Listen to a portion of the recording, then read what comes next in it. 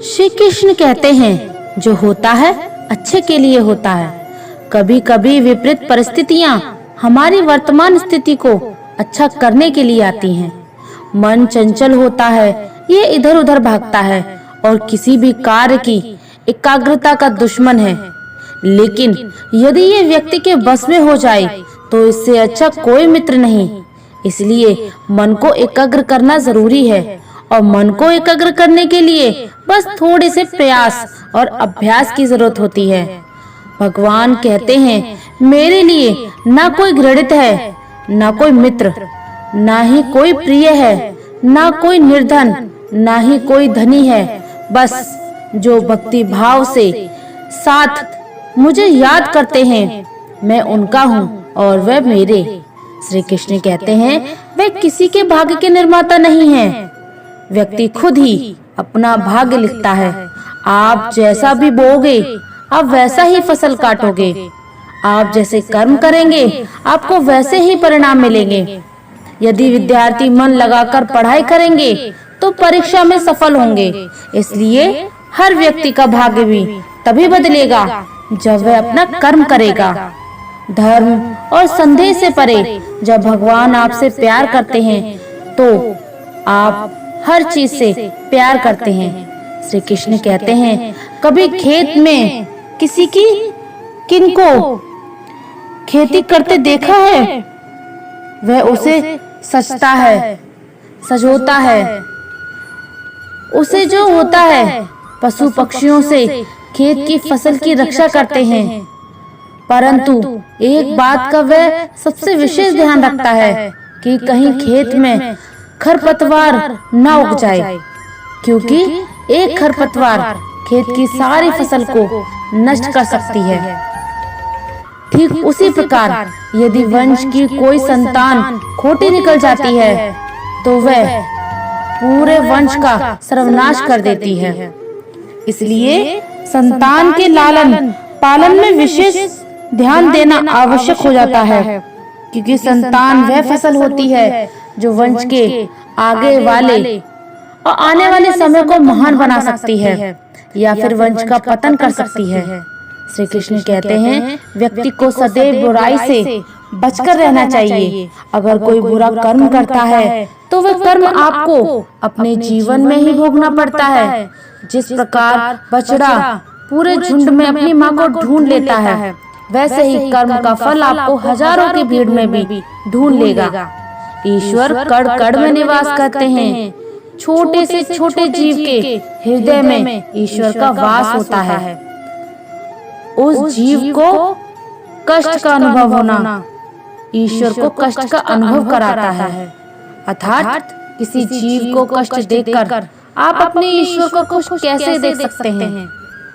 जो श्री कृष्ण का दास हो जाता है वह अपने आराध्य से ऐसे दिन न दिखाने की कामना करता है।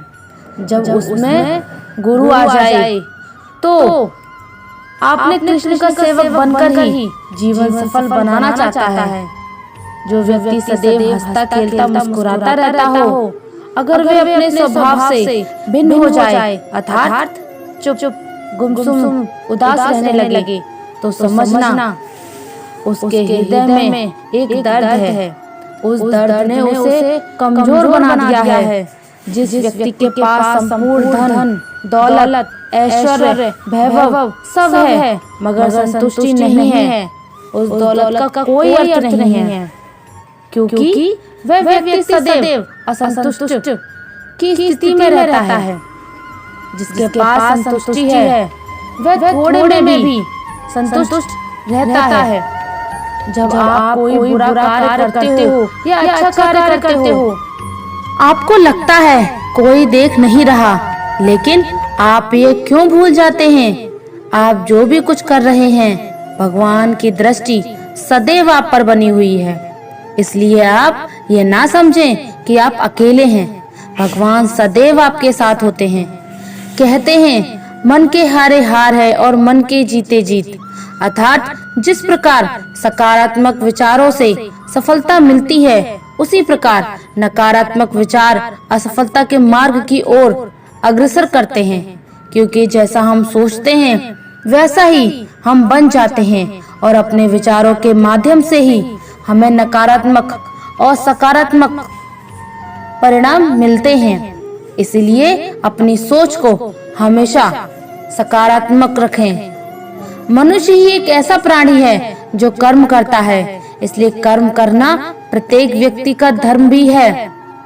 धर्म करने वाला व्यक्ति ही कर्मवीर कहलाता है, इसलिए कर्म करते रहना चाहिए।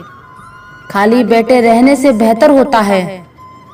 श्री कृष्ण कहते हैं, अगर आपको याद ही नहीं कि गुच्छे की कौन सी चाबी ताले को खोल सकती है, फिर भी आप लगातार ताले को खोलने का प्रयास करते रहते हैं, फिर भी वह ताला नहीं खुलता।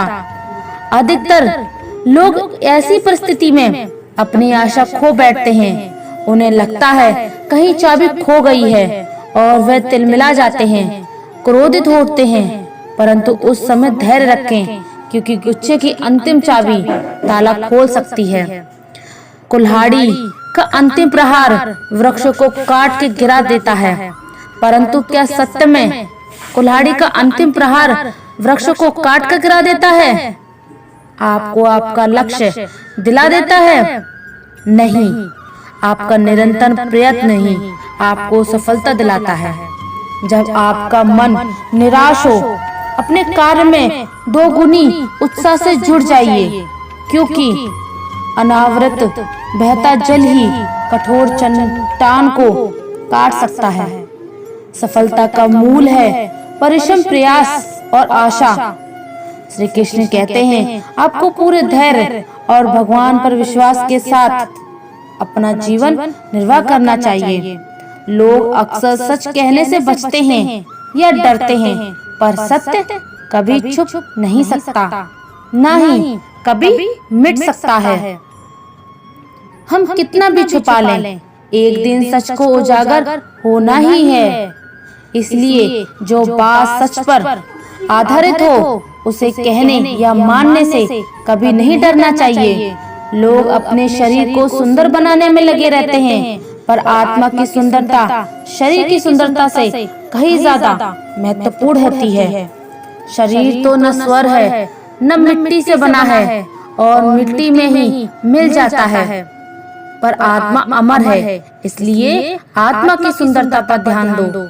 आत्मा की सुंदरता स्वयं को भगवान में लेने करने के मिलती है। जो अज्ञानी व्यक्ति होता है, वह ये गलत फहमी पाल लेता है कि मैं करता हूँ सभी कार्य, मेरे द्वारा किए जा रहे हैं।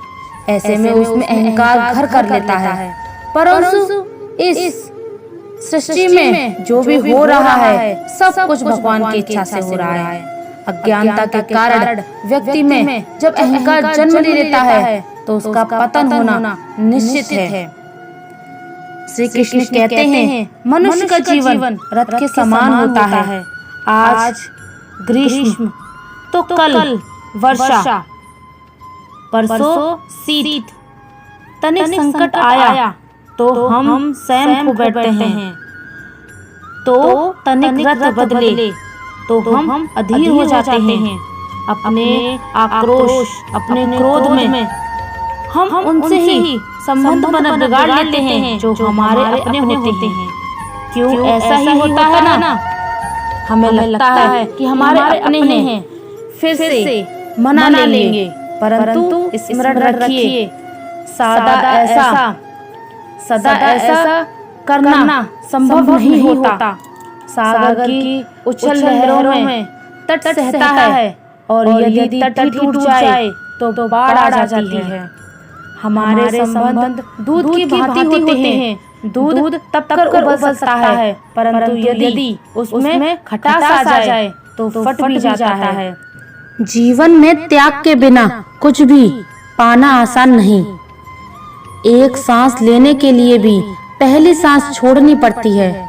टूटी हुई चीजें सबसे ज्यादा तकलीफ देती हैं, जैसे भरोसा, दिल, नींद और सबसे उम्मीद।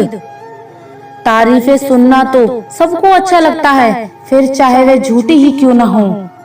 लेकिन सच तो यह है कि इंसान सच सुनना पसंद ही नहीं करता और जब सच मुंह पर बोला जाता है तो अपने ही पराये हो जाते हैं। कुछ लोग अपनी अकड़ की वजह से कीमती रिश्ते खो देते हैं और कुछ लोग रिश्ते बचाते बचाते अपनी कदर खो देते हैं। तो दोस्तों, यह वीडियो यहीं पर समाप्त होती है। आशा करते हैं कि आपने इस वीडियो को बहुत कुछ सीखा होगा। मिलते हैं एक नई वीडियो के माध्यम से। तब तक के लिए अपना ख्याल रखिए। जय श्री राधे कृष्णा।